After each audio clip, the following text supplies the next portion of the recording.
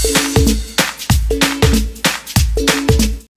Guys, हम बाकी के पिछली क्लास में देख चुके थे और उससे आगे हम आज नेक्स्ट टॉपिक अपना क्लियर करेंगे, जो है मनुष्य में लैंगिक जनन की परिघटना है, यानी कि events of sexual reproduction in human being. Okay, आज ये हमारा टॉपिक रहेगा, इसको हम क्लियर करेंगे।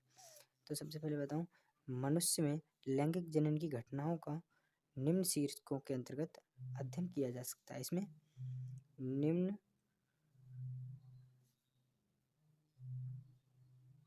शीर्षकों के अंतर्गत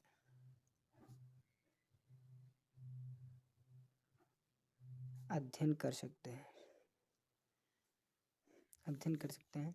तो सबसे पहले क्या होगा, यहाँ पर आएगा, सबसे पहला हो जाएगा युग्मक जनन, यानी कि इसे इंग्लिश में हम कहते हैं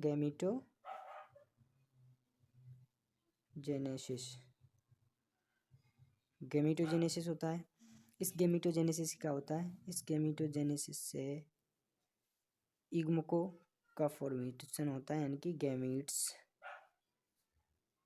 का निर्माण होता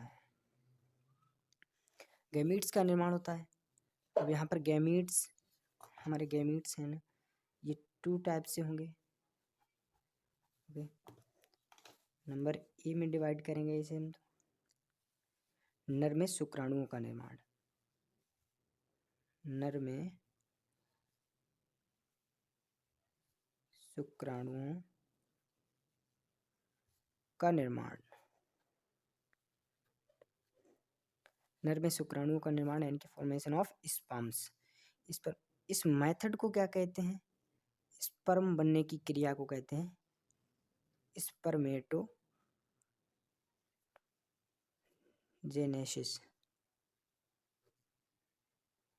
स्पर्म बनने की क्रिया को स्पर्मेटोजेनेसिस कहते हैं। एंड सेकंड गैमीट होता है मादा में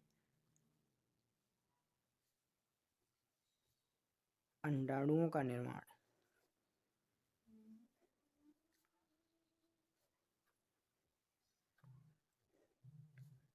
इस मेथड को क्या कहते हैं? oogenesis।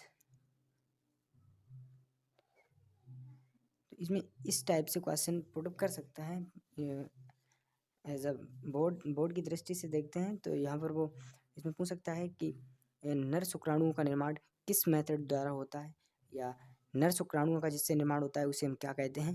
तो इसका हो जाएगा स्पर्मेटोजेनेसिस। एंड मादा अंडाणुओं का निर्माण oogenesis कहलाता है। ठीक है, अब इसके बाद ये गैमेट्स बनने के बाद फिर सेकंड स्टेप क्या आती है?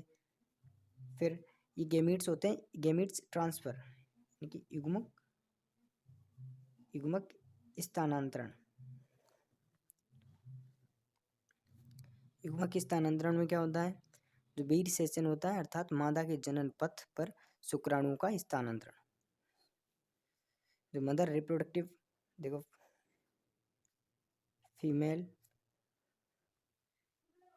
रिप्रोडक्टिव ट्रैक होता है, ट्रैक पर स्पर्म का स्थानांतरण, इसे हम युग्मक स्थानांतरण कहते हैं। एंड यहाँ पर थर्ड स्टेप क्या आती है? तीसरी स्टेप में हम बात करेंगे निषेचन, यानी कि फर्टिलाइजेशन। निषेचन, इसमें क्या होता है? इस मेथड में नर व मादा युग्मकों का संलयन होता है। संलयन यानी फ्यूजन से बनता क्या है? युग्मनज यानी कि जाइगोट का फॉर्मेशन होता है, डाइगोट का निर्माण होता है। फिर इसके बाद जो मेथड आती है हमारी, चौथी मेथड है, होता है विदलन कहते हैं क्लीवेज। नेक्स्ट स्टेप है, 5वीं स्टेप है कोरक पुट्टी। यह ब्लास्टोसिस्ट का फॉर्मेशन होता है। आफ्टर प्रोसेस ये ग्रो करके ब्लास्टोसिस्ट का निर्माण करता है। और ये ब्लास्टोसिस्ट इसके बाद इसकी गर्भाशय भित्ति होती है जो यूट्रस वॉल्ड होती है उसमें चिपकना या रोपड़ इम्प्लिटेशन कहते हैं। इम्प्लिटेशन इस मेथड को इम्प्लिटेशन कहते हैं। उसका रोपड़ होता है, रोपड़ मतलब उसका ट्रांसफ़र वहाँ के लिए होता है, वहाँ पर जाकर ये ग्रो करता है। ग्रो करने के बाद जो भ्रूणीय परिवर्तन है एम्ब्रियो होता है वो प्लेसेंटा से न्यूट्रिशन लेकर अपने आप में ग्रो करता है।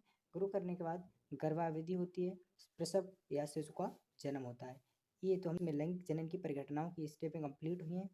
एंड हम नेक्स्ट वीडियो में नर जनन तंत्र डिटेल से पढ़ेंगे विद डायग्राम। सो अगली वीडियो के लिए तब तक मिलेंगे, धन्यवाद।